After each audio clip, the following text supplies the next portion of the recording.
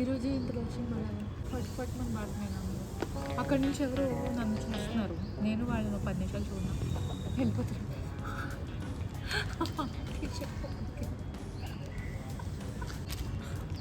Sorry కాల కదా నేను జారి అలా కింద పడ్డాను అనుకో, నడ్డి విరిగిపోద్ది. పరగాట్ వర్షం ఫట్ ఫట్ మనం పడింది. Okay ready. Hey today is green day. గ్రీనా? Hi guys. లైఫ్ ఏంటో తెలీదు. ఈరోజు గ్రీన్ థీమ్ కాబట్టి ఆకు ఆకు.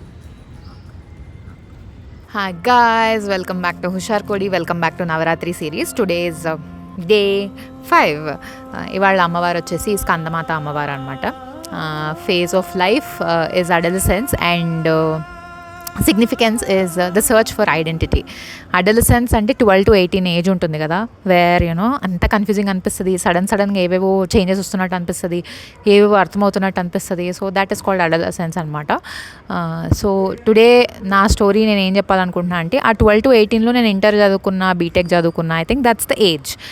ఆ టైంలో నాకు అనిపించేది, నాకు ఇలా వీడియోస్ చేయాలి ఆర్ ఏదైనా క్రియేటివ్ చేయాలని బాగా హంగర్ ఉండేది.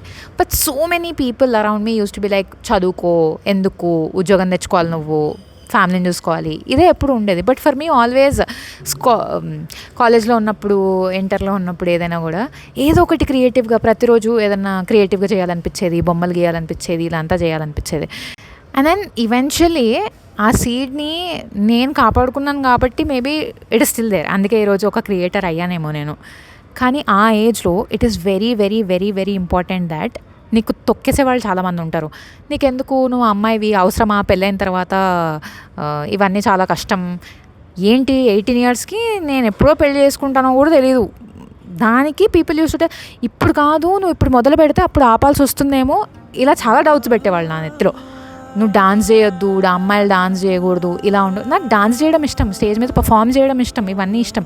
But still people use to tell, this is not this is not you, this is not how you are suppose to be. ఇలా చాలా క్వశ్చన్స్ పెట్టేవాళ్ళు నా మైండ్లో.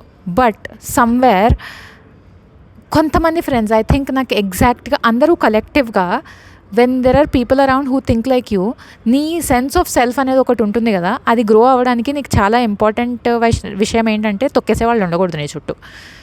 నాకు డాన్స్ చేస్తున్నప్పుడు కానీ, ఏదైనా చేస్తున్నప్పుడు కానీ, ఐ థింక్ మై ఫ్యామిలీ, నేను బాగా చదువుకున్నంత వరకు దే యూస్ టు ఎంకరేజ్ మీ. సరే డాన్స్ చేస్తున్నావా, వెరీ గుడ్, నాకు వీడియోలు పెట్టు. అప్పట్లో ఫోన్ కష్టం కానీ వీడియోస్ పెట్టడం, బట్ స్టిల్ వీడియోస్ పెట్టు, బొమ్మ గీస్తే పంపిస్తే my mom use to feel very happy, my dad use to feel very happy. ఇప్పటికీ వాట్సాప్ స్టేటస్లో పెట్టుకుంటాను నేను ఏమన్నా బొమ్మలు గీస్తే. సో అలా నన్ను ఎంకరేజ్ చేసి ఉండడం వల్ల ఇది ఇలా గ్రో అయింది. కానీ లేకపోతే ఐ థింక్ ఆ ఏజ్లో నీకు వచ్చే ఒక డౌట్స్ అబౌట్ యువర్ సెల్ఫ్, నువ్వేంటి, నీకు ఎక్కడ, ఎలా, ఏం చేయాలనిపిస్తుంది అన్నది ఈజ్ వెరీ వెరీ ఇంపార్టెంట్.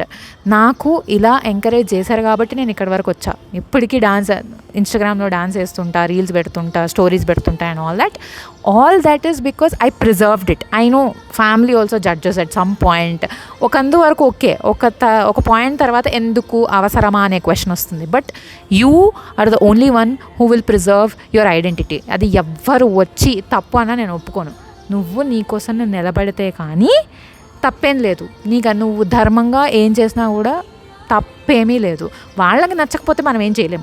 ఒకరి వల్ల ఇన్ఫ్లుయెన్స్ అయ్యి, ఒకరి వల్ల నువ్వు మ్యానిపులేట్ అయ్యి నీ ఐడెంటిటీని నువ్వు వదులుకోవద్దు. I know it is very difficult to stand by the thing that you believe in, but always remember, వాళ్ళు ఎక్కువ కాదు, నువ్వు తక్కువ కాదు, నువ్వు ఎక్కువ కాదు, వాళ్ళు తక్కువ కాదు. You are just different people. వాళ్ళు వేరే, నువ్వు వేరే, అంతే. వాళ్ళు ఎక్కువ చూసేసారు లైఫ్, వాళ్ళకి ఎక్కువ తెలుసు, అదంతా ఏం లేదు. నీ మనసు కనిపించిందా, నీకు నచ్చిందా, నువ్వు చెయ్యి, దాని మీద నిలబడు, work for it, be passionate about it, అంతే. నువ్వు వేరే వాళ్ళతో కంపేర్ చేసుకోవడాలు, ఇన్ఫీరియర్ ఫీల్ అయిపోవడాలు, ఇలాంటివన్నీ చేస్తే, పర్ఫెక్షన్ ఎత్తుక్కోవడాలు, ఇలాంటివన్నీ చేస్తే you'll slowly start losing the sense of self. నువ్వెవరు అనే క్వశ్చన్ వచ్చేస్తుంది ఒక పాయింట్కి. వాళ్ళలాగా వీళ్ళలాగా నువ్వు ఉండడానికి ట్రై చేస్తే నువ్వెవరు అనేది గంగలో కలిసిపోతుంది at some point of time in life. So always remember, నువ్వేంటో నీకు మాత్రమే తెలుసు. అదేంటో కూర్చొని నీతో నువ్వు మాట్లాడుకో, దాని మీద నిలబడు, దానికి మాత్రమే వర్క్ చెయ్యి. అలా అని చెప్పి ప్యాషన్ కావాలి, నాకు ఇది చేయాలనిపిస్తుంది, నేను ఇది చేయను అని అంటే always have a sense of responsibility also. ఏదో రెబలియస్గా అన్నీ చేసేసేయని నేను అనట్లేదు. సెన్స్ ఆఫ్ రెస్పాన్సిబిలిటీ ఉండాలి, సెన్స్ ఆఫ్ ప్యాషన్ ఉండాలి, సెన్స్ ఆఫ్ సెల్ఫ్ ఉండాలి, అన్నీ ఉండాలి. ఒకరు చెప్పినందుకు, ఒకరు చేయొద్దన్నందుకు, ఇలా అంటున్నారన్నందుకు నీది నువ్వు వదులుకోకు.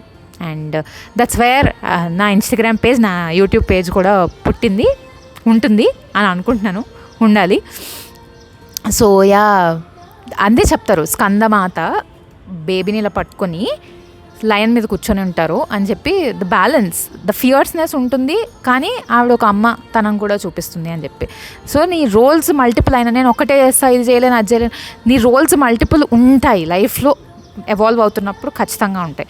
అది అవుతున్న కొద్దీ అన్నీ తీసుకొని ఎలా బ్యాలెన్స్ చేయాలి అన్నది చూసుకోవే తప్ప, వాళ్ళకి ఇది ఉంది, వీళ్ళకి ఇది లేదు, నాకు ఇది లేదు, ఇవన్నీ కంపేర్ చేసుకోవడాలు, ఇన్ఫ్లుయెన్స్ అవ్వడాలు, మ్యానిపులేట్ అవ్వడాలు, భయపడ్డాలు, ఇవన్నీ మానేసి నీ కోసం నువ్వు పోరాడితే you will be there, you will find yourself.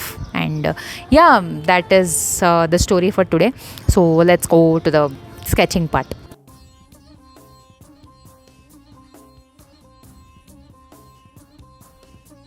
See you in the next video.